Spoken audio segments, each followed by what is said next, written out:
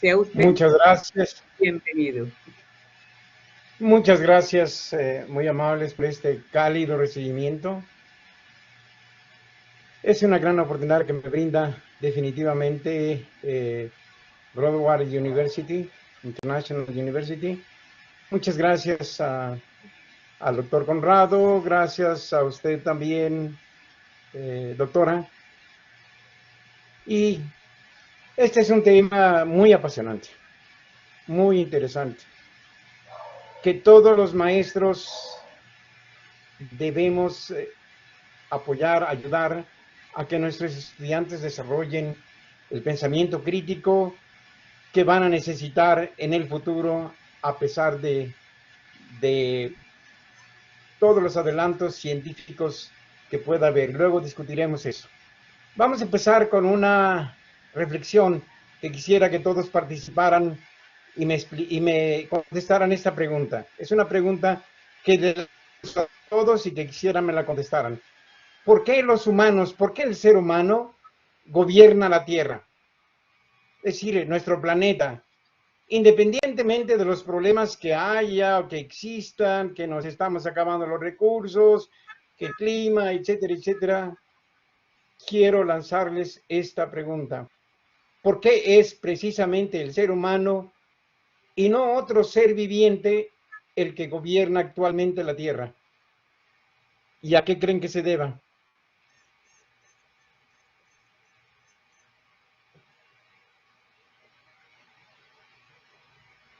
Hago la pregunta para todos. ¿Quién me quisiera Bueno, apoyar? mi estimado doctor, pienso que el ser humano, por su naturaleza y por este hecho de comunicarnos y, y expresarnos y tener esa racionalidad que se va convirtiendo en ese análisis de la razón, se volvió la raza dominante. Somos los únicos que construimos civilización, somos los que construimos comunicación y al final somos los que adaptamos el medio a nuestras necesidades.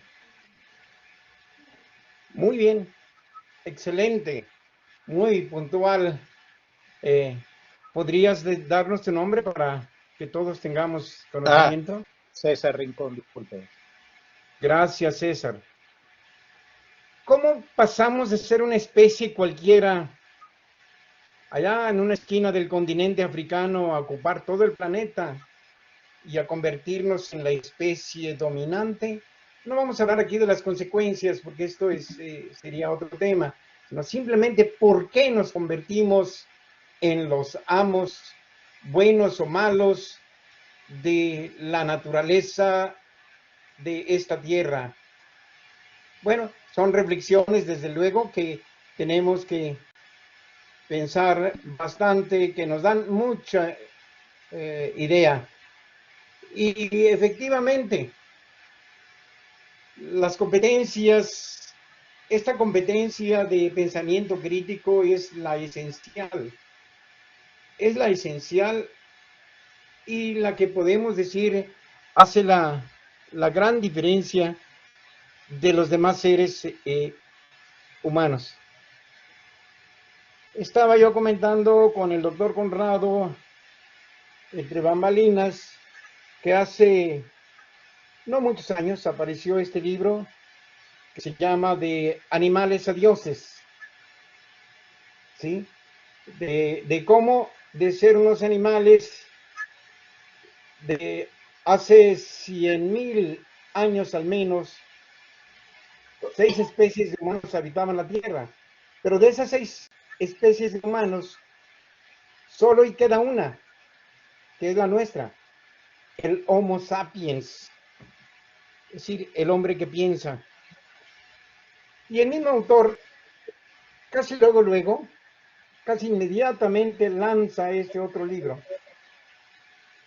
que se llama Homo Deus. Homo Deus, cómo el ser humano, gracias a la biotecnología, a las neurociencias, a la inteligencia artificial, etcétera, etcétera, puede llegar a convertirse en un dios. Y gracias al pensamiento crítico.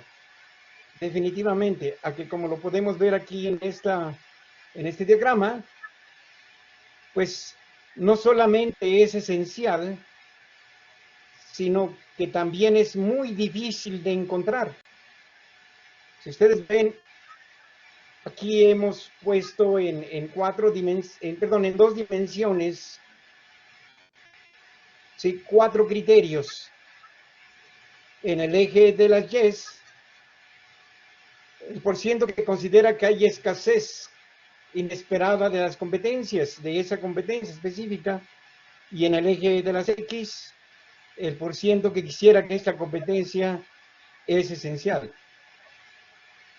Y el pensamiento crítico y la resolución de problemas lo colocamos allí como esencial y difícil de encontrar. Bueno, de paso, muy rápidamente lo menciono, hay poco esencial, pero difícil de encontrar, pues tenemos la creatividad, los trabajos con datos cuantitativos, ahí está para mi amigo León Canónico Kahneman, que me está escuchando ya sabe a qué me refiero, y las competencias técnicas, ¿sí? Luego tenemos en el otro extremo lo que es esencial, pero relativamente fácil de encontrar, como es la comunicación oral, el trabajo en equipo, la organización, el trabajo con personas de diferentes backgrounds o antecedentes, es decir, yo le llamo la sociointerculturalidad, que es más allá de la simple interculturalidad. Y lo que es poco esencial y relativamente fácil de encontrar, que es la alfabetización mediática, la competencia en las TICs. Bueno, aquí hago una salvedad. No necesariamente para mí habríamos que hablar de contingencias y de excepciones, porque para mí sí me ha costado mucho trabajo las TICs. Bueno, en la corresolución tecnocrática, tecnocreativa de problemas, pues podemos ver 5 competencias que son definitivamente para este siglo y que conste, tenemos necesariamente que fomentar en nuestros estudiantes la colaboración en un extremo y en el otro extremo el pensamiento informático, la creatividad en otro extremo y la resolución de problemas al lado opuesto. Y podemos decir en las intersecciones, la co-creatividad, la resolución de problemas colaborativos, la resolución de problemas con tecnología, la informática creativa, etcétera, etcétera. Sí, no me da tiempo, es bastante material y tengo que irme muy rápido. Luego hay un ejercicio en el que todos volvemos otra vez a tener la oportunidad de participar. Así que voy muy rápido explicando. Además, pues en el caso de ustedes, esto definitivamente que pues ya es pan comido. Bueno, todo inicia desde una motivación y las actitudes que se derivan de esa motivación, que impulsan las habilidades de razonamiento, de solución de problemas y de toma de decisiones y que tienen como basamento el metaconocimiento. Así que el proceso de pensamiento crítico va de una ampliación de ese pensamiento a la construcción y casi diríamos a la reconstrucción de las ideas una vez que hemos ampliado la información hasta llegar a la transformación. Pero es un proceso también de venida, es decir, de feedback, de realimentación, que en todos. Y aquí tenemos algunos de los elementos. Estos son elementos importantes. Propósitos, por supuesto, metas, objetivos. Pensamiento tiene un propósito, no es pensar por pensar. Claro, si dejamos el pensamiento que fluya libremente, como Newton, por ejemplo, que se dice que abajo de un árbol, de un manzano, pues estaba pensando en otras cosas. Bueno, yo no estuve allí exactamente para verificar que fue cierto eso, pero se dice, sin embargo, fuera de eso, de alguna u otra manera se piensa en que hay una meta, hay un objetivo. ¿sí? Se inicia con una pregunta de discusión, esto lo sabemos, típico en metodología.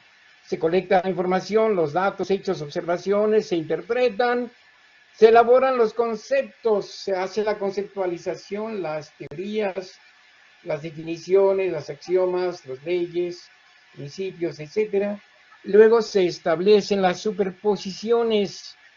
Aquí vale la pena, ya que Arturo lo mencionó este fin de semana, nada más que yo no tenía mucha hambre y no quise dialogar mucho sobre Robert Merton.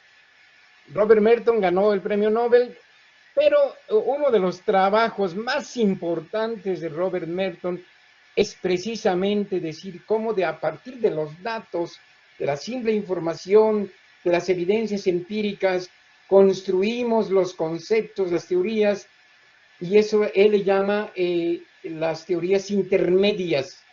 Las teorías intermedias. Y cómo esas teorías intermedias, en un largo proceso que no me da tiempo explicarlo aquí, pero que Merton dice, finalmente se construye la gran teoría. Entonces, vean ustedes aquí lo relevante, lo importante que es realmente pensar, ¿sí? Tener una forma de pensamiento concreto, pero también formal, y en algunos casos pues pudiera ser informal. No hay nada precisamente que ate eso, y aquí tengo en esta lámina las grandes diferencias. El pensamiento concreto está adherido a lo real, down to earth, una lógica de clases y relaciones, ¿sí? A ver, ¿por qué se cayó la manzana? ¿Y por qué cayó al suelo y no se fue para otro lado? Operaciones de primer orden que se realizan directamente sobre los datos de una realidad. Pero luego viene el otro nivel, el pensamiento formal. Lo posible se subordina a lo real porque es un subconjunto, precisamente. La lógica de las proposiciones que permite formular y constatar las hipótesis, o el conocimiento científico, y las operaciones de segundo orden se realizan sobre las proposiciones que a su vez están basadas en datos de realidad. Otra vez volvemos con Merton. Hay que leer a Robert Merton, que si bien ganó el premio Nobel, pero no por estas teorías metodológicas, ¿sí? Sin embargo, nos da las bases metodológicas para pensar. Pensamiento es reflexivo, definitivamente. ¿Sí? El método debe ir acompañado de inteligencia y de reflexión. Veo en los estudiantes a veces la preocupación de decir, bueno, y es que no entiendo qué método puedo usar, o simplemente voy a usar el método que usaron, el marco de referencia metodológico que usaron para una situación igual. Y digo, no, piensa bien tu problema, piensa en los elementos que le acompañan, piensa en el medio ambiente, el contexto, y a lo mejor consideras que hay otros aspectos que son importantes. Por supuesto, esto se acompaña de un elemento de inducción y de deducción, de manera que en términos generales se definen las diferentes etapas del método, que van desde el momento en que el individuo percibe una dificultad hasta el momento que verifica las hipótesis que han surgido a lo largo del proceso. ¿Cuántas de las veces pensamos que lo correcto sería realizar tales y tales acciones si queremos lograr un objetivo? Pero luego a la mitad del camino reflexionamos y decimos, no, creo que este debiera ser el camino. Así que el pensamiento crítico es central, importante en la educación científica, que incluye componentes de juicio razonado y de participación y justicia social. Fíjense bien en este planteamiento que tomé del CSIC Edu, porque me parece que aquí está mucha de la esencia. ¿Cómo es que nuestros pueblos se han convertido, pasaron de ser colonias a ser totalmente dependientes, sobre todo en el aspecto científico y tecnológico?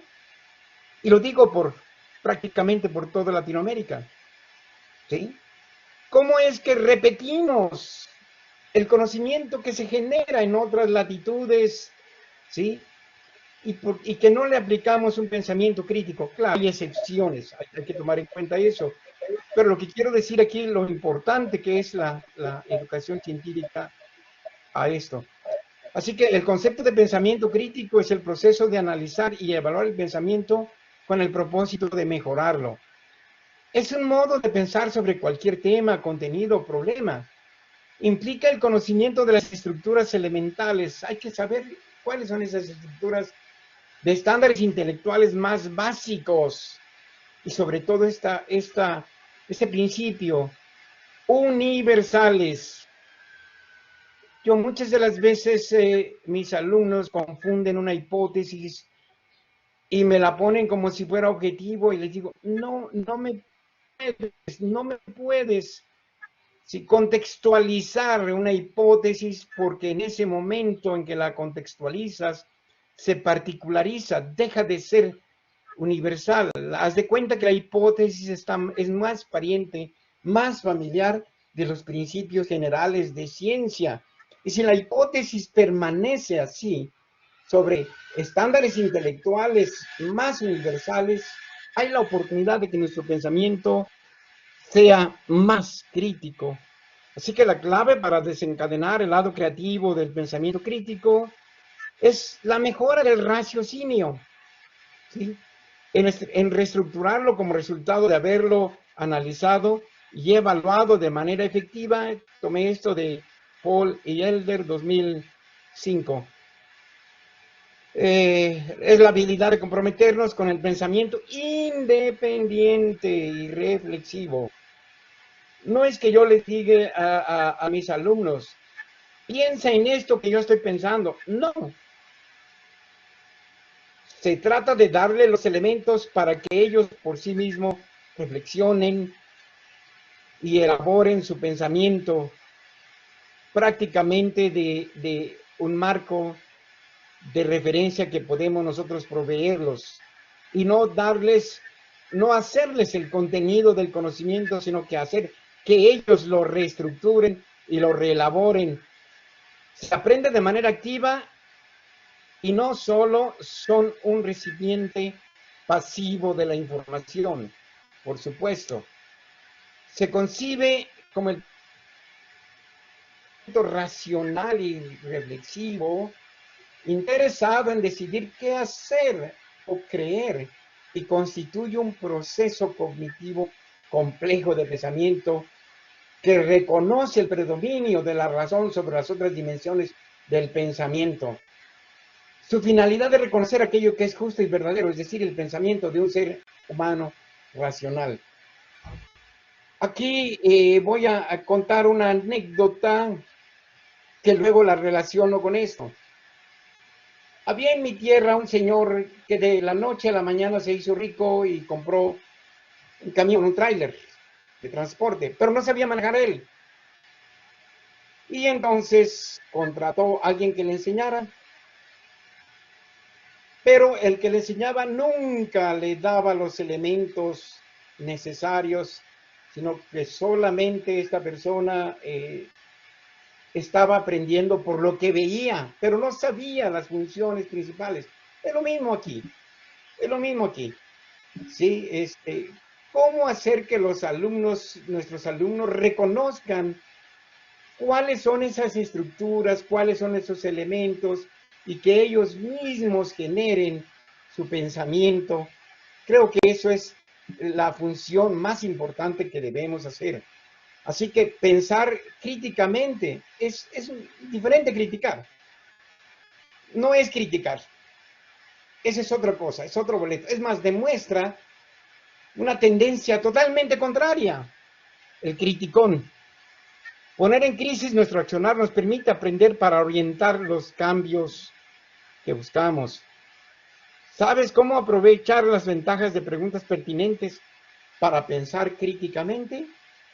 Bueno, yo creo que aquí hay una función bien importante del maestro en saber lanzar preguntas, cuestionamientos, precisamente para que los estudiantes,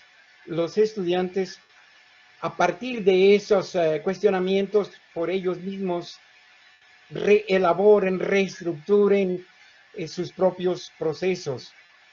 Es un proceso, no es un producto, no es el contenido en sí, sino es, vamos a decir, las estructuras eh, cognitivas que están despertadas por el accionar del maestro.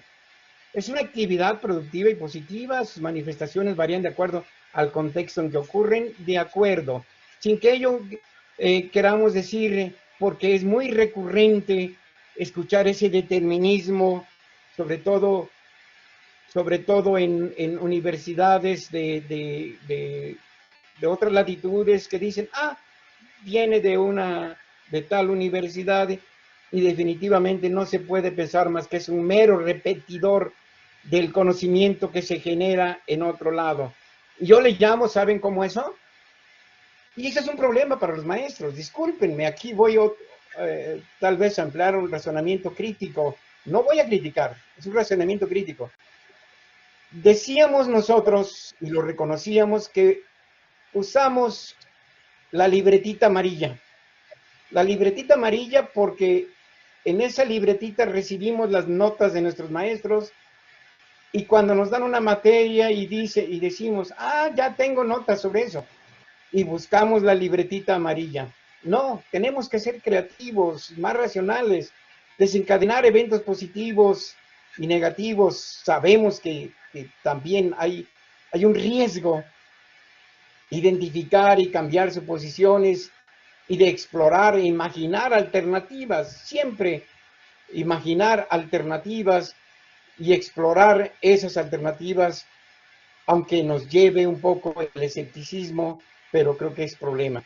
Así que partimos de un problema que nos genera una acción de pensamiento y que siempre tratamos de encontrar, desde luego, una solución. Es el mismo proceso. Aquí lo podemos ver ya más detenidamente. ¿Sí? El pensamiento es una actividad, afecto y acción de pensar. Es crítico, perteneciente, relativo, precisamente a la crítica. Y la crítica tiene opiniones y juicios que responden y proceden del análisis, que es lo más importante. Así que una persona que no critica, aquí debe haber pues precisamente una persona que hace pensamiento crítico, pues tiene esas características, tiene una agudeza perceptiva, nota lo que no todos notan al mismo tiempo, cuestiona continuamente, construye y reconstruye el saber y dice, bueno, ¿por qué esta teoría? ¿Por qué no de esta forma? Tiene una mente abierta, hay un coraje intelectual de decir, a ver, tengo que entrarle esto, es un reto para mí. Hay un proceso de autorregulación y desde luego un control emotivo. Muchas de las veces se emociona uno y a veces dicen qué tan importante es para la defensa cuando tenemos un argumento en realidad o bueno, aquí hay varias posiciones, no estoy en este momento para detallarlos, pero lo fundamental sería entrar a una valoración justa. Así que las capacidades, y esto lo tomé de Iberdrola, por cierto, es una organización, una empresa española, y ellos tienen podemos decir, esta ruta de capacidades de una persona con pensamiento crítico.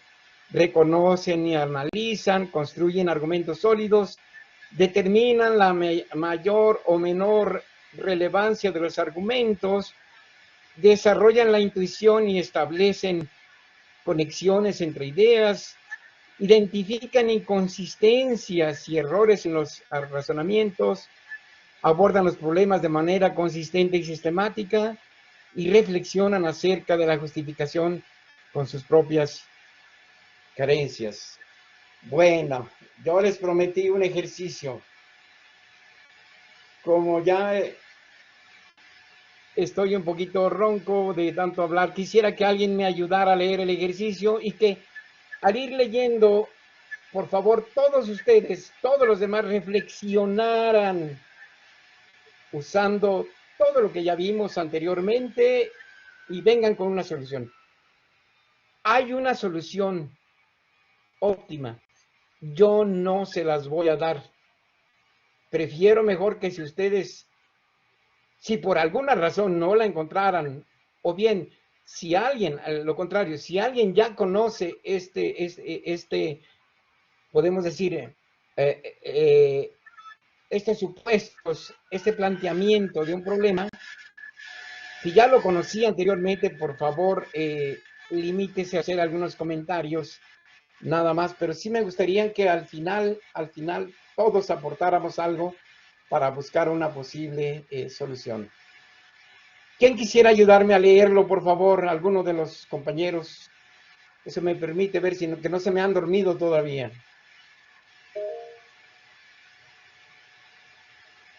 Gili, Adelante. adelante. Buenas noches. Adelante. A ver, buenas noches, ¿cómo está? Muchas gracias por darme el espacio. Bueno, salva tu propia vida. Eres un misionero haciendo tu apostolado en África. Sin darte cuenta, entraste en una zona prohibida, habitada por tribus que suelen hacer peligrosos sacrificios de cualquier extranjero que se atreva a adentrarse en sus tierras. Has sido capturado por los habitantes de una de las tribus y llevado ante el rey para ser sentenciado de cualquier manera, a una matanza sangrienta, donde presumiblemente perderás la vida después de largas y duras condiciones de sufrimiento. Perfecto. Continuamos aquí con esta. Como misionero, eres presentado al rey, quien te observa por un rato, y finalmente dice: tú eres un ministro, un sacerdote, debes ser un predilecto de tus dioses, y al igual que nuestros sacerdotes, mereces un trato especial, por lo que tu muerte depende de ti. Serás introducido en una cabaña con 2 puertas, y en ella decidirás si mereces morir o salvar tu vida, y yo te liberaré. Estarás encerrado en ella con 2 de mis mejores guerreros. Uno de ellos siempre dice la verdad, y el otro siempre miente. No sabes quién es quién. La cabaña tiene 2 puertas. Una te dará la libertad y la otra te conducirá a una muerte cruel. Elegiré la puerta de tu libertad y me comunicaré con mis 2 fieles servidores. Solo tú puedes hacer una pregunta, solo una, a uno de los 2 guerreros, y de su respuesta debes saber cuál puerta que elegí para tu libertad.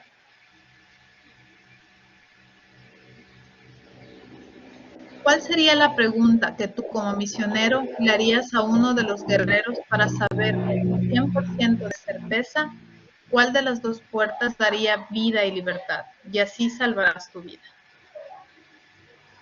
Bien. Vamos a ver qué opinan ustedes, qué pensamientos tienen, toda la información está allí, toda la información que requieren.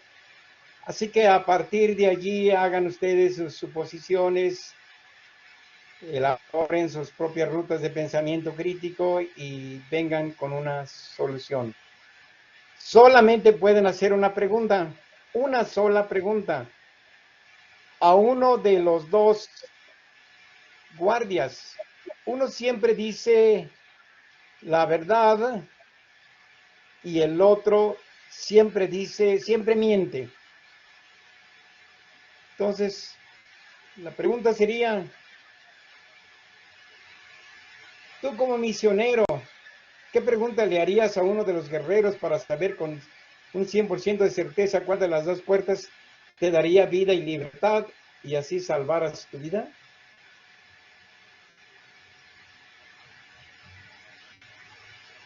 Hay solución a este problema. Yo no quiero decírselos, no tiene caso, no le veo caso, mejor prefiero, vamos a ver, prefiero que opinen, que propongan posibles soluciones. que echen a andar toda su maquinaria de pensamiento crítico y que vengan con una solución.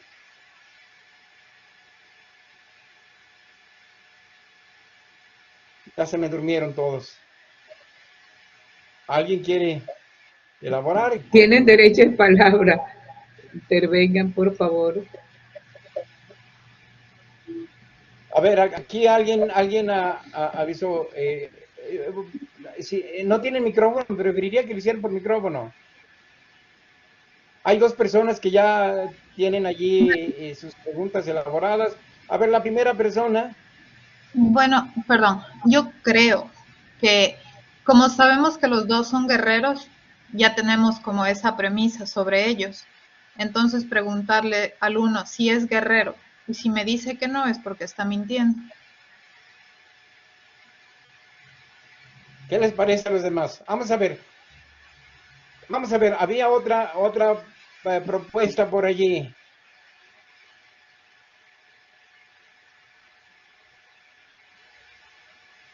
Sí, yo tenía una propuesta, pero la persona que acaba de hablar está muy buena. Muy buena. No, pero el problema es que la pregunta esa, a mí me parece que es buena, es correcta. Pero ¿con eso se salva? Es que tal vez sabiendo cuál es la persona que no sé, tal vez la persona que me dice la verdad, tal vez optar por irme por esa persona. Ahí conocería cuál es la persona que me está mintiendo, ¿no?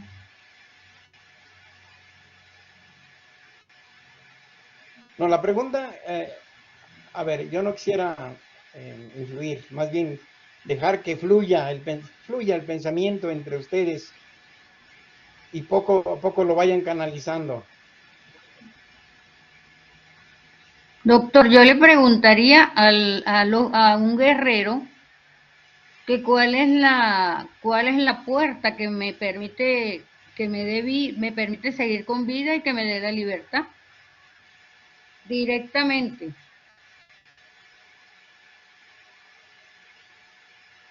Directamente, pero ¿y si te miente? Bueno, observaría su gesto y definiría si está mintiendo, pues eso se capta.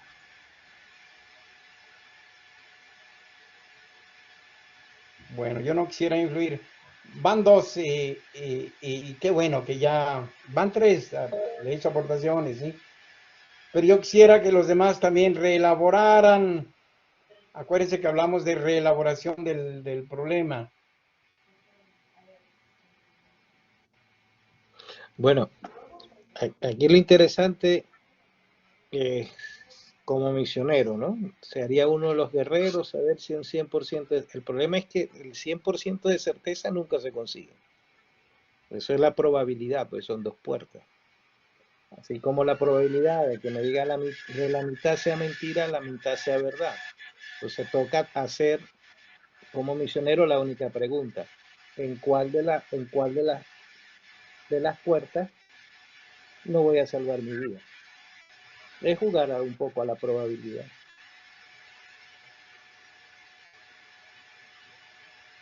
Sí, aquí la cuestión es que estamos todavía en probabilidad y tenemos el 50% de riesgo de que no sea la puerta indicada.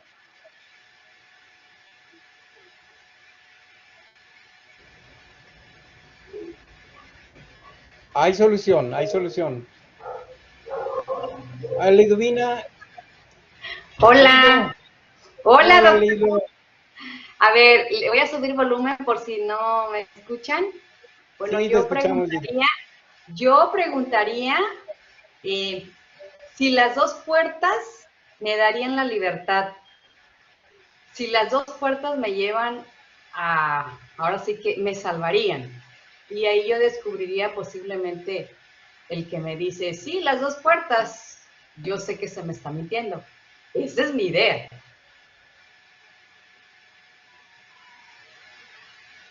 Descubrí que estás mintiendo, pero no te ha dicho todavía cuál puerta es la que tú vas a elegir. Aquí el asunto es esa.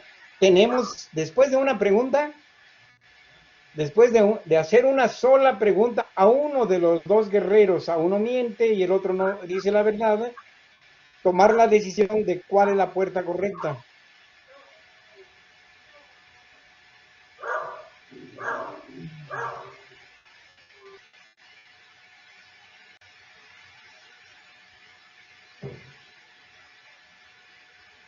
A ver, Lido, tú eres canónica.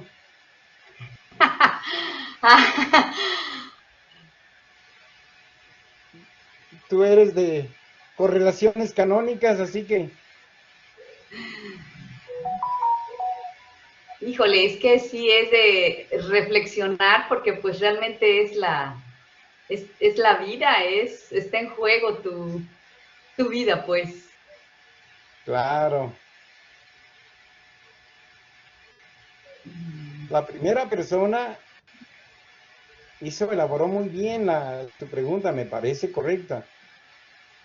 Sí, pero no me ayuda muy poco a determinar cuál puerta debo elegir yo después de la pregunta. Entonces, allí es donde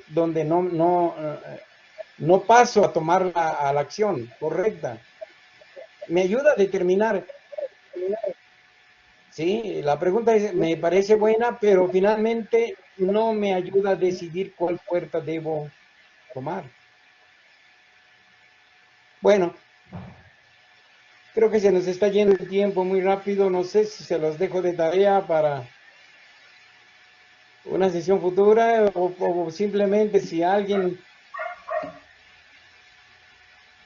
A ver, Carlos, ¿tienes sonido, Carlos Julio? Sí, señor, mucho gusto en saludarlo. Yo le preguntaría al guerrero como una especie de retrovisión.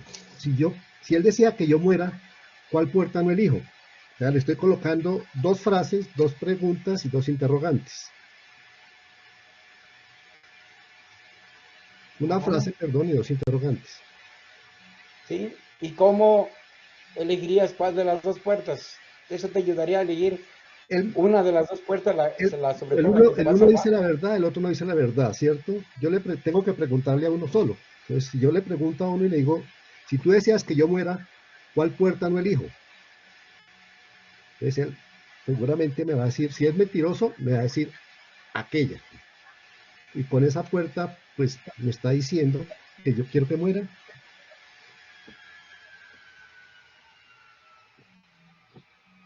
Entonces tomarías la otra puerta. Seguramente. La decisión sería, ya me está dando una solución, pero me está mintiendo, yo sé que me está mintiendo, tomo la puerta contraria. A ver, te acercaste pero mucho si a la de pronto estoy hablando con el guerrero que dice la verdad, entonces podría llevarme directamente al sacrificio. Ajá. Bien. Relaboren eso, por ahí va. Te acercaste mucho a la solución óptima.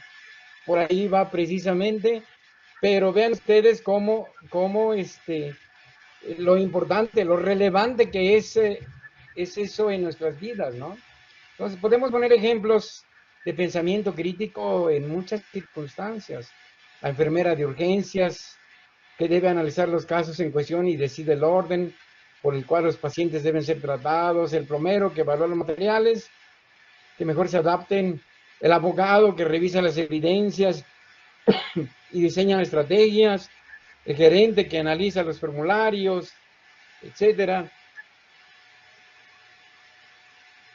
Así que, de acuerdo a Guilford, también existen algunas capacidades que son divergentes y que tienen influencia en el pensamiento crítico. Y la fluidez, la facilidad para generar un número elevado de ideas que muchas de las veces no necesariamente son útiles. Y aquí el brainstorming nos ayuda mucho porque es una estrategia de diversificación, pero también hay que tener mucho cuidado de pasar por un sedazo todas las posibles soluciones.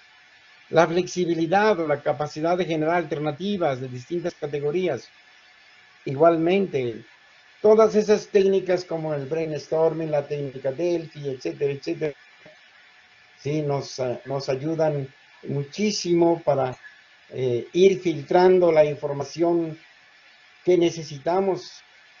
Yo diría, no sí, filtrando la información, pero también ir validando.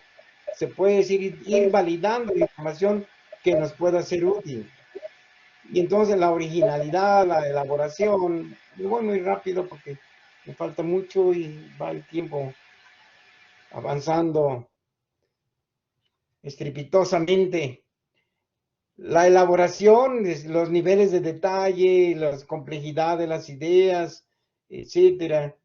La sensibilidad que tenemos a los problemas, la cantidad de percepción, de apertura al entorno para detectar las diferencias y la redefinición de conjuntos organizados para reestructurar percepciones, conceptos, cosas, todo esto que es relevante. Bueno, algunas de las características entonces entran aquí en juego, que son como la curiosidad, el mismo autoaprendizaje, la autoevaluación.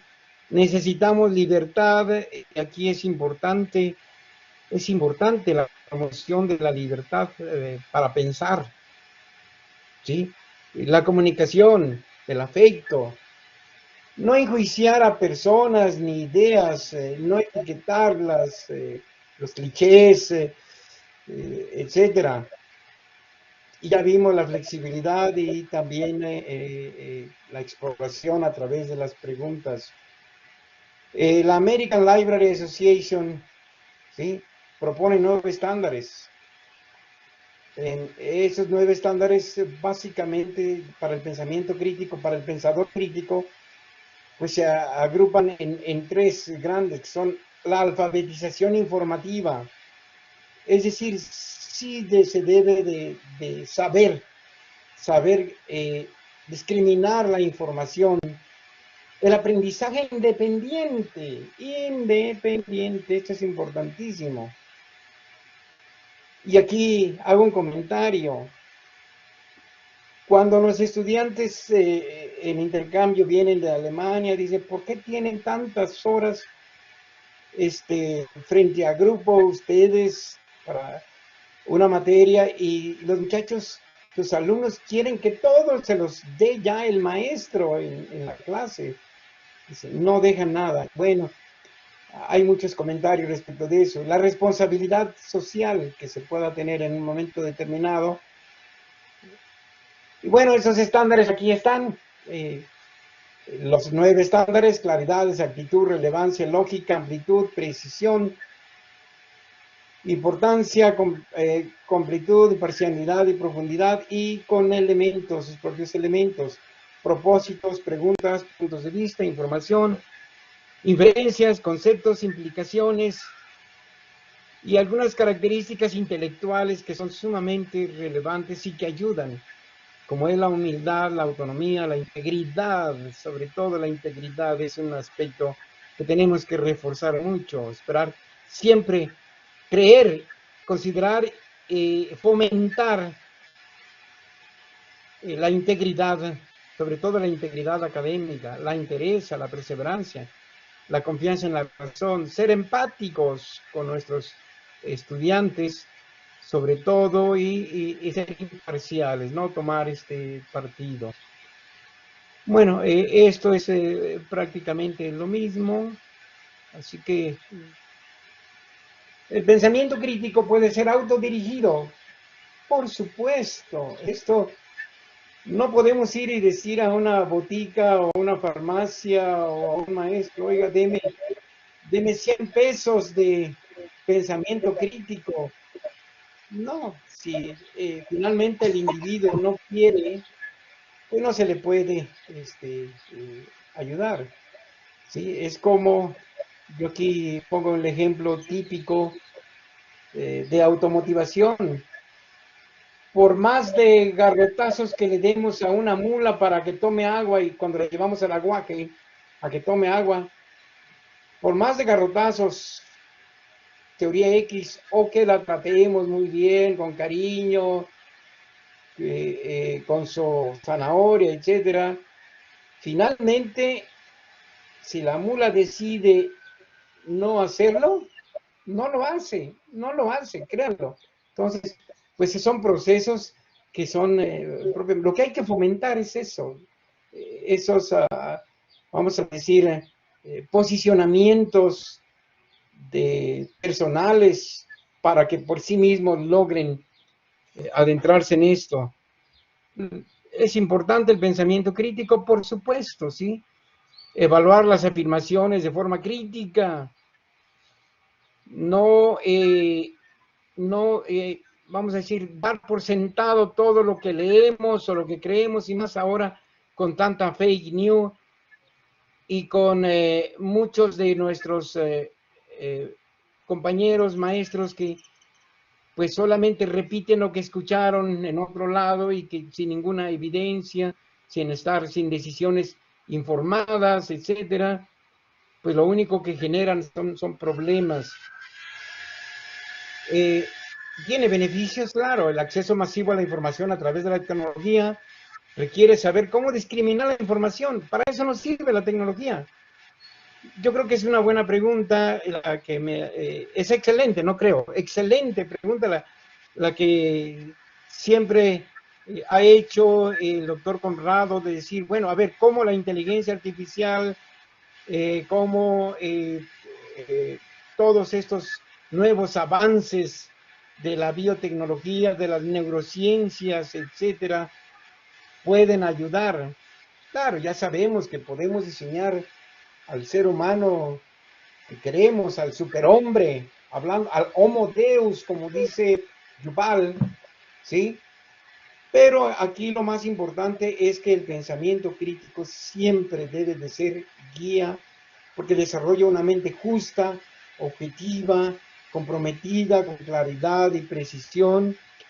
Así que tiene una relación directa con la ética, muy importante, esa relación que no debemos nunca de olvidar. ¿Sí? Van de la mano. Así que el sano escepticismo, por supuesto, siempre estar cuestionando, pensando desde una ética personal, de valores personales, siempre con creatividad, con un sentido de humor. Muchas de las veces podemos hacerlo así. ¿Qué hubiera pasado si el chimpancé o el orangután son los que hubieran tomado el control del mundo actualmente? ¿Sí? En vez, ya ven cómo ha dado esto lugar a ficción, a ciencia ficción, etcétera, en vez del ser humano, etcétera. Da lugar vamos a decir, a muchísimas especulaciones, y siempre la oportunidad de poder pensar y dialogar con un sentido de humor.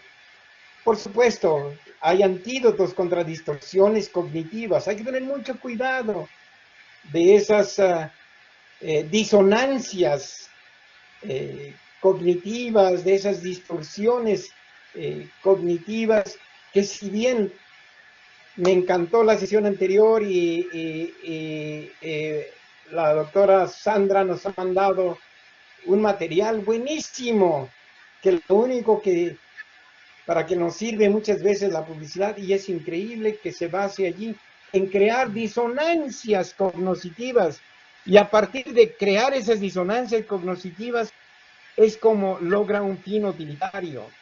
Bueno, eso es cuestionable, yo lo cuestiono, claro, hay fines nobles también, pero sí cuestiono el crear distorsiones cognitivas o disonancias cognitivas que luego, pues, vamos a decir, presionan al comportamiento humano hacia otro tipo de cuestiones, sobre todo de consumo, muchas de las veces innecesario. Crecimiento personal, salud mental, libertad intelectual, perspectiva, tolerancia, proactividad, solución de problemas, etcétera, son aspectos que son fundamentales y que tendríamos que pensar cómo desarrollar el pensamiento crítico, de ser un pensador irreflexivo, del que sabemos que nunca cuestiona nada, que todo dice que sí, etcétera, y que parece que va directamente a ser un buen diputado, representante popular, donde ya le dicen lo que tiene que hacer, a un pensador retado, ¿sí?, que se enfrenta con problemas en su propio pensamiento, a un pensador principiante que que trata de mejorar, pero sin una práctica totalmente, y al pensador practicante que reconoce la necesidad de la práctica regular, y al avanzado, aquel que sigue practicando y todo lo mira, todo lo cuestiona, etcétera, etcétera. Aguas, no todas las culturas son tolerantes. Esto es importante. En algunas culturas se puede pensar se puede pensar, es decir, en todas tienen que pensarse avanzadamente, solamente que en unas se pueden expresar en una forma directa y en otras, puedo decir, no estaría de acuerdo en este sentido. E pur si movi, dijo Galileo Galilei, en este nivel de pensador avanzado, cuando le dijeron, retráctate, hereje, de lo que estás diciendo, y mejor salva tu pellejo, y evitó la hoguera, por supuesto. Entonces, en una sociedad que no, en una cultura, dirían, más que sociedad, en una cultura que no es tolerante, pues es obvio que los riesgos son altos, pero habrá que tener, vamos a decir, una táctica más que estrategia para saber cómo podemos manejarnos en esas cuestiones. La mente abierta, por supuesto, sí, genera sistemas alternos de pensamiento. Reconoce y evalúa supuestos, implicaciones y consecuencias prácticas e idea soluciones a problemas complejos, se comunica efectivamente. Y esa es la tarea que les dejo a ustedes, que encuentren ustedes la mejor solución, la más óptima. Solamente hay una al dilema que les planteé. Así que, ¿cuál es el resultado de un pensador crítico? Pues formula problemas, preguntas con claridad y precisión. Muchas de las veces yo les digo a los muchachos que en métodos de investigación, y sobre todo a mis asesorados en tesistas, que elaboran una pregunta de una página, le digo, a ver, espérate, empiezas con una cosa y terminas con otra. No, mayor claridad en la pregunta así directa, al grano, al tiro, porque de esa manera tu mente, ¿sí?, te clarifica y sabes a lo que quieres. No trates de hacer más complejo todavía, más incierto, más vago lo que ya es de por sí por naturaleza. Así que si logras eso, acumulas y evalúas información que es relevante, y solamente para el fin, para contestar tu pregunta. Todo aquello que no te sirve, estás perdiendo tu tiempo precioso para poder avanzar en tu trabajo de tesis. Trata de llegar a conclusiones y soluciones probándolas con criterios y estándares relevantes. Aquí están algunas de las habilidades que se adquieren, como son la interpretación, ¿sí?, al análisis, la evaluación, la explicación, la inferencia, y desde luego llegamos hasta la meta cognición. Tengo que irme, y no quisiera porque hay muchísimo material, pero ya tenemos aquí la presión del tiempo. Así que el juicio reflexivo tiene que ser intencional como una habilidad esencial del pensamiento crítico, autorregulado, con interpretación, evaluación, inferencias y análisis, etc. Aquí en el material que está disponible, le voy a pedir a la doctora, que es Verde, que se los envíe todos, que lo tengan, quien quiera tenerlo, este material es para ustedes, para que ustedes lo revisen más detenidamente, ¿sí?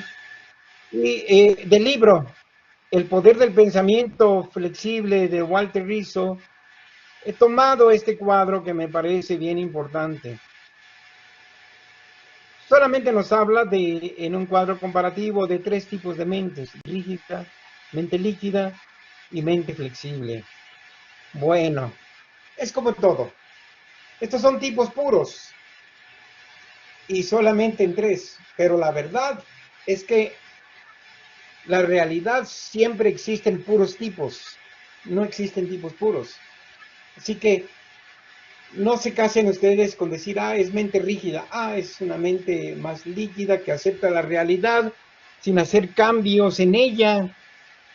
Y la mente flexible que modifican la realidad. Bueno, hay algunas otras características, pero definitivamente sería, por supuesto, la mente rígida resiste al cambio totalmente. ¿Sí? Y bueno, algunas categorías del pensamiento crítico y sus palabras clave es analizar, que hay que reflexionar, interpretar, dar opiniones, que es personal o pueden ser opiniones colectivas, principios claros y la realidad, cambio, conducta individual y conducta grupal. Aquí tenemos que verlo.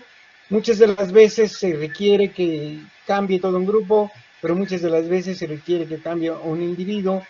Pero también hay interacciones, como al cambiar la conducta de un individuo puede cambiar el comportamiento del grupo, etcétera. Entonces sí tenemos soluciones cuando hay problemas en una comunidad. Primeramente hay que cambiar nosotros como individuo y de alguna manera estamos contribuyendo al cambio de grupo.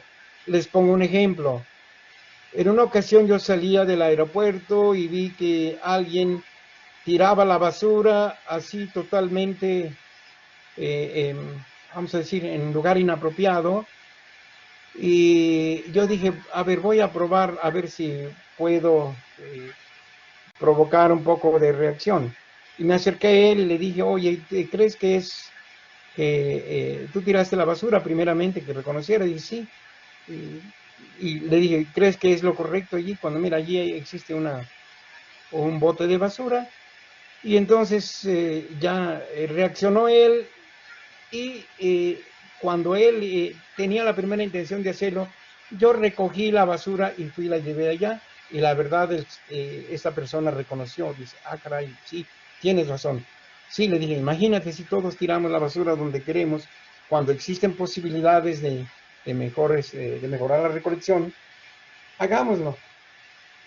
El señor se quedó sorprendido, pero allí yo creo que sí es posible hacer cambios a nivel de comunidad si primeramente logramos cambiar como individuo. Y sí es posible a nivel de grupo de estudiantes, un grupo de alumnos, nosotros como maestros, por supuesto que tenemos el ejemplo, somos el ejemplo. Sí, no, aquí no debe pasar lo que decía uno de mis maestros de secundaria, que siempre en su clase nos daba civismo, por cierto, no digo el nombre del maestro, por ética, y siempre nos daba lecciones de urbanismo, de cómo conducirnos. Y alguna ocasión que un alumno lo descubrió infraganti, con una acción de las que él predicaba debería ser lo contraria, llegó apenado al grupo y la única explicación que nos dio fue esta: hagan lo que yo digo, no lo que yo hago.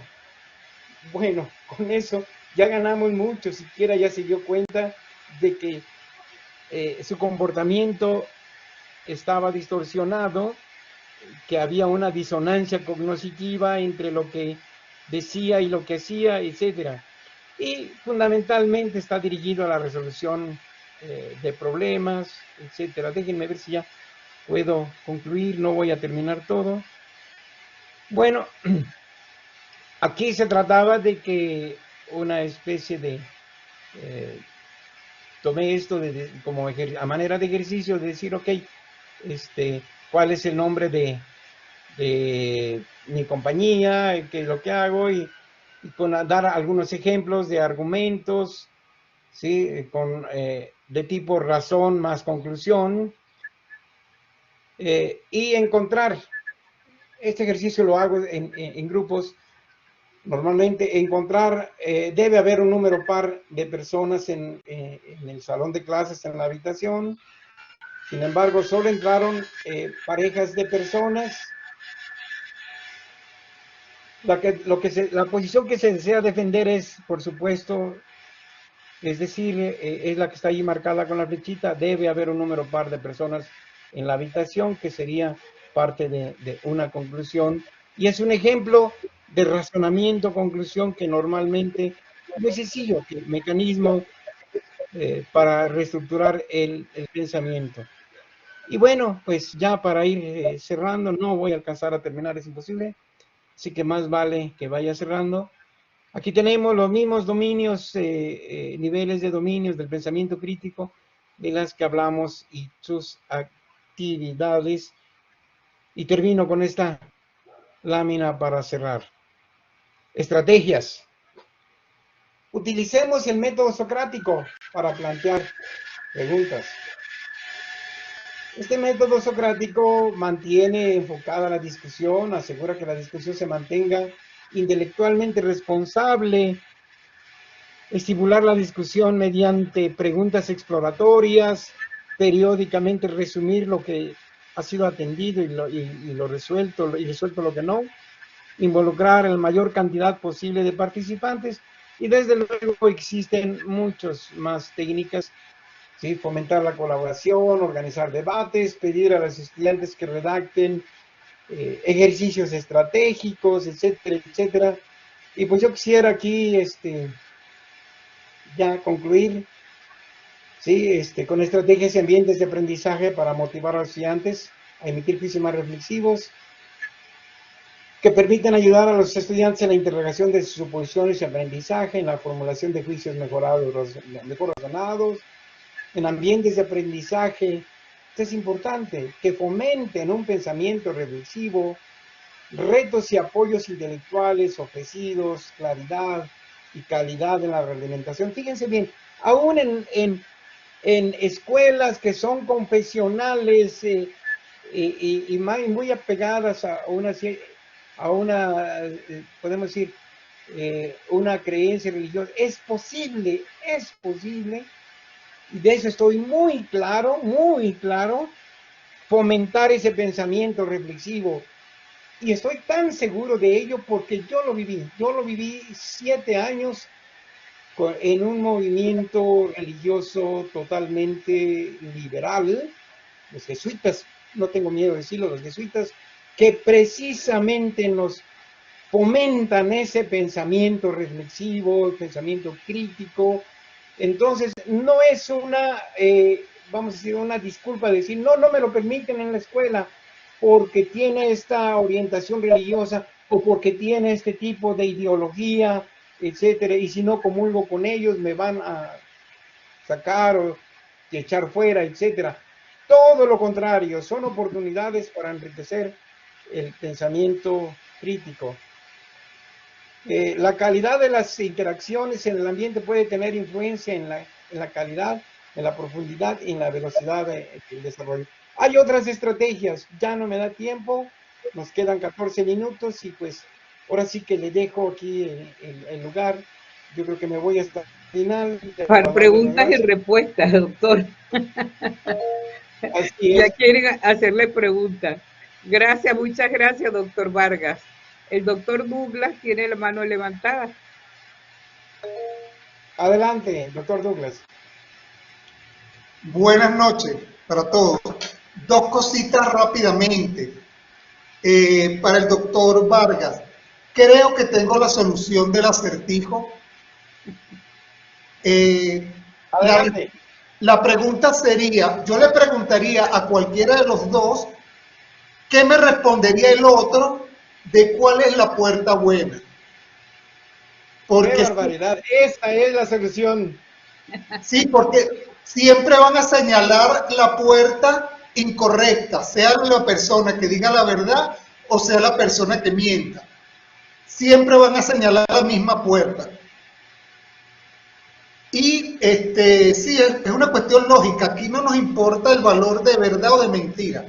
Los dos van a señalar, sea la persona que dice la verdad o sea la persona que miente, van a señalar la puerta incorrecta. Y para la pregunta que hizo el doctor Conrado, si la inteligencia... Ahora permíteme tantito, nada más, hay que dejarlo muy claro. Ahorita vuelves con la pregunta del doctor Conrado. ¿Cuál entonces sería la pregunta? Porque es correcta, ¿eh? Una cosa Es correcta sí, la respuesta. porque ¿Cuál fíjese, sería esa pregunta? la pregunta sería, Repítela. ¿qué me respondería el otro de cuál es la puerta buena? Porque si es, vamos a suponer que la puerta buena sea la A y la puerta mala sea la B. Si le pregunto a la persona que dice la verdad, me va a señalar que el otro me hubiera respondido la B, que es la puerta mala. Y si se lo pregunto al que siempre miente, me hubiera señalado la misma puerta B. Es decir, es ganar en todas direcciones. Se introduce la mentira dentro de la pregunta y la puerta que me señale cualquiera de los dos, hay que seleccionar la puerta contraria. Creo que por ahí va la solución. Es correcto, Douglas. Muy buena reflexión y es pensamiento crítico. Gracias. Ahora sí, Bueno, con la pregunta, la respuesta del doctor Conrado. Bueno, es que por algo estudié matemática. Mire, cuando el doctor Conrado iniciando le dijo que si la inteligencia artificial podía sustituir al educador, eso no va a poder ocurrir ni en 1000 años, porque la educación y el aprendizaje es una relación social. Se basa ahorita en un aprendizaje significativo. Una inteligencia artificial puede emitir conceptos, puede emitir procedimientos, pero la parte actitudinal nunca lo va a poder hacer. Una inteligencia artificial no va a poder observar la realidad como la puede observar un ser humano. Ese era lo que le iba a comentar sobre la pregunta del doctor Conrado. Perfecto. Muy buenas aportaciones. Gracias, Feliz Douglas. noche. Muy buena su ponencia, doctor. Lo felicito. Feliz noche. Feliz noche, Douglas. Encantado. Muy buenas aportaciones. ¿Quién más? Preguntas, observaciones, comentarios. Críticas. Vamos a decir, vamos a aceptar críticas.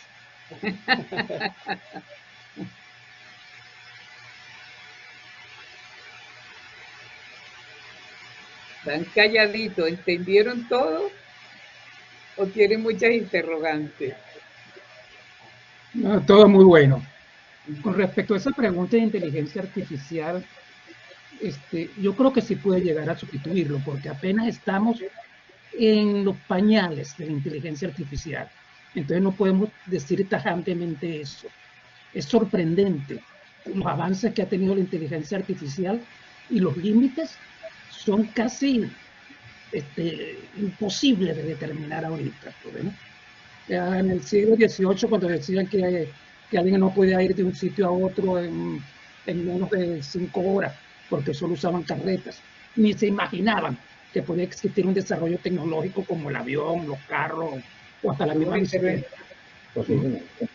Entonces, eso es especular mucho, decir que nunca lo va a sustituir. Yo creo que sí va a llegar, porque eso está avanzando, los metaversos estos que hay ahorita y este poco de cosas, la realidad virtual, son máquinas de aprendizaje, machine learning. Y todavía podemos especular mucho sobre eso, pero yo me reservo esa respuesta. Bien, muchas gracias. Gracias, doctor Mauro. Doctor Conrado, ¿usted está durmiendo? Ya veo. Bueno, yo pienso, bueno, comparto la misma opinión, obviamente. Creo que en mi pregunta se insinúa esa respuesta. Comparto lo que acaba de decir el doctor Mauro. la verdad es precisamente esa, de que la tecnología avanza a pasos agigantados. Nosotros pensamos en términos generales de una manera muy lineal, la tecnología avanza exponencialmente y siempre hay una diferencia enorme entre la capacidad tecnológica o entre la capacidad del desarrollo tecnológico y sus implicaciones a lo que nosotros podemos percibir que esas tecnologías pueden proveer. Hay una gran, mejor dicho, pueden haber diferencias en la interpretación de conceptos, ¿no? Como por ejemplo, hablaba de pensamiento crítico. Y obviamente hay muchas personas que alegan de que pues, la inteligencia artificial no va a ser capaz de nivelar o presentar alguna característica equivalente al pensamiento crítico humano. Pero por otro lado, pudiéramos hablar de un término distinto, podríamos hablar de un pensamiento probabilístico, que es lo que ahora la verdad es lo que hace la inteligencia artificial. Y basado en ello, la inteligencia artificial puede ser capaz, de hecho lo ha hecho, o sea, esto no es algo que estamos proyectando hacia el futuro ni nada por el estilo, estos son hechos reales ya. La inteligencia artificial ha sido capaz de resolver problemas que al hombre le hubiera tomado de millones de años o miles de años en resolver, y lo ha resuelto en virtud de corto tiempo. ¿Por qué? Porque trabaja probabilísticamente y es capaz de probar todas las probabilidades en muy corto tiempo, lo cual nosotros no tenemos esa capacidad. Entonces, podemos visualizar mucho en qué es pensamiento, qué es inteligencia, etcétera, etcétera, pero a la hora de la verdad, lo que nosotros llamamos inteligencia es nuestra habilidad de resolver problemas. En el caso de inteligencia artificial, se le pueden presentar situaciones que resuelve también, y eso no se consideraría entonces inteligencia de alguna manera. Creo yo que eso es algo interesante de observar, ¿no? y de experimentar. Pero definitivamente la inteligencia artificial de hoy no es ni siquiera tal vez una milésima parte de lo que va a ser incluso dentro de 10 años. Nada. Mucho menos pensar que podremos ver en 1000 años o algo por el estilo.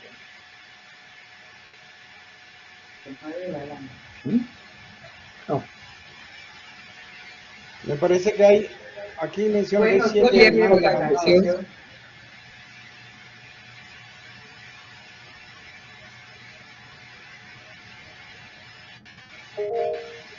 Ludovina. Hola, buenas noches. Hoy no sé si... Sí, te oye bien. Buenas noches. Ok, bueno, yo les quiero compartir que este tema de pensamiento crítico realmente es una de las habilidades que me he encontrado ahorita que estoy culminando mi doctorado. Y bueno, de la mano me puse a hacer un artículo de las habilidades, buscando el tema de habilidades matemáticas que se buscan actualmente y como consecuencia o después del COVID. Y bueno, me encontré que el pensamiento crítico y la resolución de problemas, la matemática también, así como inteligencia artificial y digamos que todo lo de la tecnología son de las habilidades más buscadas por las compañías. Y estoy hablando porque este estudio acabamos de terminarlo con dos de mis asesoras del doctorado y es a nivel mundial. Encontramos, no sé, datos de, por decir Italia, varios países, Estados Unidos, en fin, que buscan y están realmente muy demandadas esas habilidades. Se me hizo muy interesante escuchar con mucha atención el tema del doctor José Vargas, precisamente porque acabo de terminar este artículo y aparte, pues veo que en cuanto a alumnos y en cuanto a empresarios, que yo trabajo con las pymes, casi siempre o la mayoría de los hacia donde nos inclinamos es hacia la mente líquida. ¿Cuál? Aquella que no nos compromete, aquella que es más de no discuto. Entonces, no sé si está de acuerdo conmigo el doctor José Vargas. Totalmente de acuerdo. Yo lo mencioné, los 3 tipos de mentes que existen, ¿verdad? La mente líquida, la mente crítica y la mente de resistencia. Ajá. Y bueno, pues ya sabemos que esta es la tendencia últimamente. Aquellos colaboradores a los que se les pide que se involucren más con la empresa, que traten de resolver determinados problemas complicados, que va a haber un premio por la solución de tal o cual proyecto, que va a haber un premio para que emitan opiniones, se pongan a pensar cómo vender más, qué proyectos desarrollar, en qué nuevos temas se puede meter la empresa. Es muy poca y muy limitada esta parte del pensamiento crítico. Ya me fui, ya no al tema de alumnos, ya me fui el alumno que egresó y está compitiendo dentro de las empresas. Excelente, Lido. Has tocado un problema fundamental en las organizaciones que tiene que ver con la cultura organizacional y que ya otros autores lo han tocado anteriormente. Si recuerdas, en los años 70 se hicieron estudios donde se decía que las organizaciones en ese tiempo y en ese contexto lo que querían era gente dócil, que no pensara prácticamente, que no tuviera, vamos a decir, que no fuera con tendencia a hacer trabajo más independiente, sino simplemente que obedeciera. Y yo creo que hoy muchísimas organizaciones están fomentando modelos más de emprendedores, permitiendo más oportunidades para que los empleados y trabajadores puedan ejercer mayor sus iniciativas, ser más críticos, etcétera. Claro, habrá que regular con marcos de referencia, con códigos de ética, los límites, porque tampoco se puede ir al extremo. Sin embargo, yo sí veo que frente a esos estudios que se hicieron en los 70s, ¿sí? Hay un avance muy fuerte en las culturas organizacionales a fomentar precisamente más el pensamiento crítico, a dejar que tengan iniciativa, que resuelvan problemas, etcétera, etcétera, dentro de ciertos marcos de referencia y regulatorios, por supuesto. Gracias, gracias. Ok, pues muchas gracias. O sea, doctor Vargas, ¿es válido entonces, manteniendo un pensamiento crítico, apoyarse de la tecnología, no de inteligencia artificial, no estoy hablando de eso, de simples tecnologías, Google, YouTube? Muchas veces yo me pregunto algo, la puerta esta no está cerrando bien, y me voy a poner a pensar, ok, aquí da esto, de la disciplina, de sacar una hipótesis de por qué está mal. No, hombre, esto está aquí, no trabaja, yo busco por Google. ¿Sí? Y eso se lo estimulo o incentivo mucho a mis alumnos.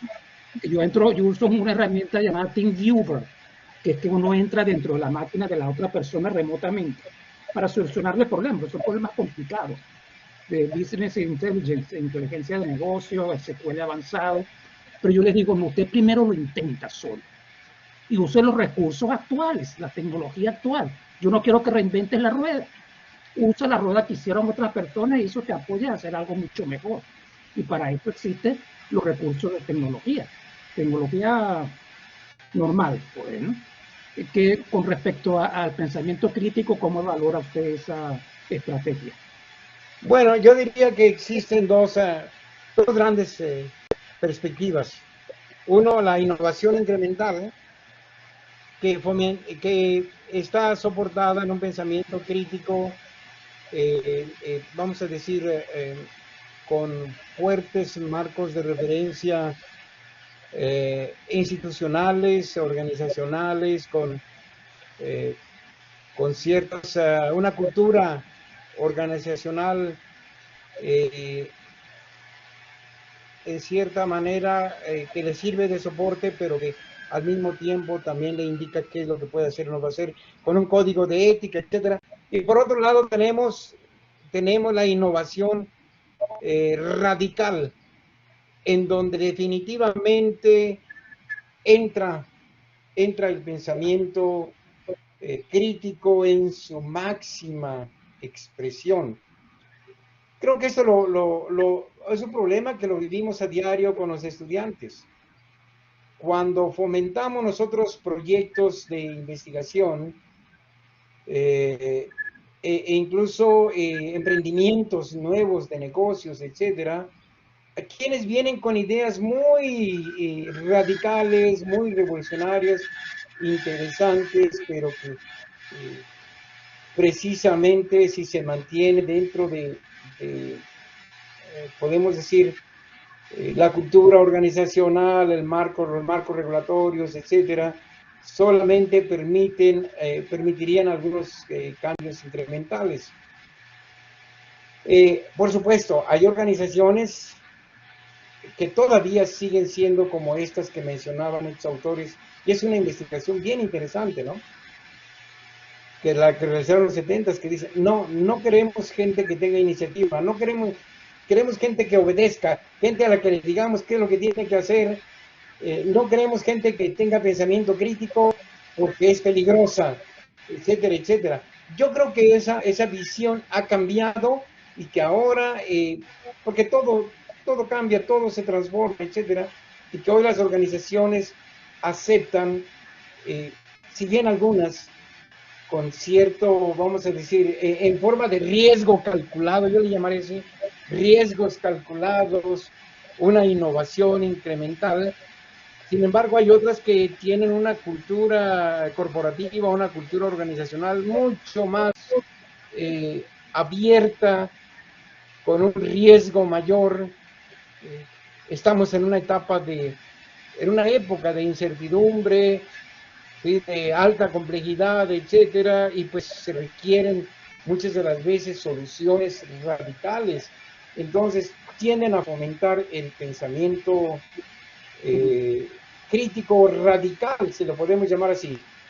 Ejemplos, vamos, los japoneses, todas las empresas japonesas, las organizaciones japonesas, pues se han ido por el lado de la innovación incremental, no por la innovación radical. Sin embargo, si vamos nosotros a los conglomerados espaciales como el caso del Silicon Valley, etcétera, donde entra el pensamiento crítico en su máxima expresión para crear innovaciones tecnológicas de alto, radicales y de alto desempeño. Bueno, pues allí está esa cultura. Esa cultura está allí.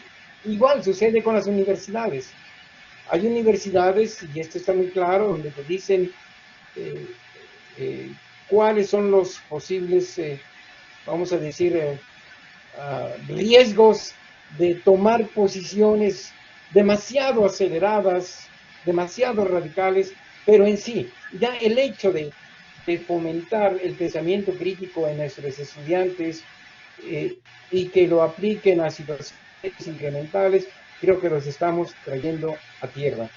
Ya dependerá de ellos, de las circunstancias, de las contingencias y de su contexto que les toque vivir, que ellos puedan ejercer una profesión más acorde no solamente a su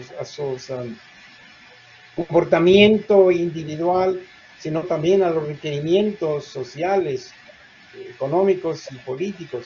Y veamos, tenemos retos que requieren pensamiento crítico acelerado. Vamos, el mundo se nos está destruyendo. Este calor que estoy viviendo ahorita aquí en Zapopan, doctora, no es Zapopan, es Zapopan. ¿Cómo? Este calor no es de todos los años, sino que hoy está exagerado. Requiere requiere soluciones radicales y ya es tiempo. Entonces requiere pensamiento crítico acelerado, radical. ¿Sí? Yo creo que la innovación radical también tiene que potenciarse, tiene que alentarse, y desde luego no solamente la innovación incremental, pero sí la posición líquida, la mente líquida de la que hablaba Lido, y la mente de resistencia, pues ahora sí es caminar contra la corriente, ¿no? Qué bueno que ya las culturas corporativas, las culturas organizacionales, la misma estructuras económico, políticas y sociales e incluso religiosas están acelerando cambios importantes, y cada vez requerimos de gente que piense.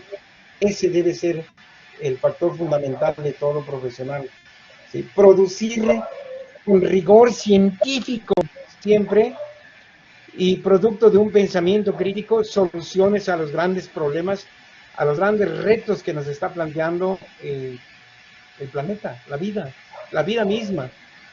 Bueno, Lido, muchas gracias, muy interesante tu perspectiva. Muchas gracias, doctor. En verdad, y a la audiencia, todos los participantes, muchas gracias. Con esto damos cierre a la jornada de hoy. Doctora, si me permite nada más, si me permite. ¿Cómo no? Perdón, me acordé ahorita, les doy la referencia del autor. Se llama La teoría de la inmadurez de Chris Argyris. Y ustedes verán, las organizaciones, ¿sí?, requieren de personas inmaduras en los años 70. No requerían de personas maduras que pensaran con pensamiento crítico ni nada por el estilo. Le doy la referencia. Chris Argyris, teoría de la madurez y inmadurez. Gracias, muchas gracias.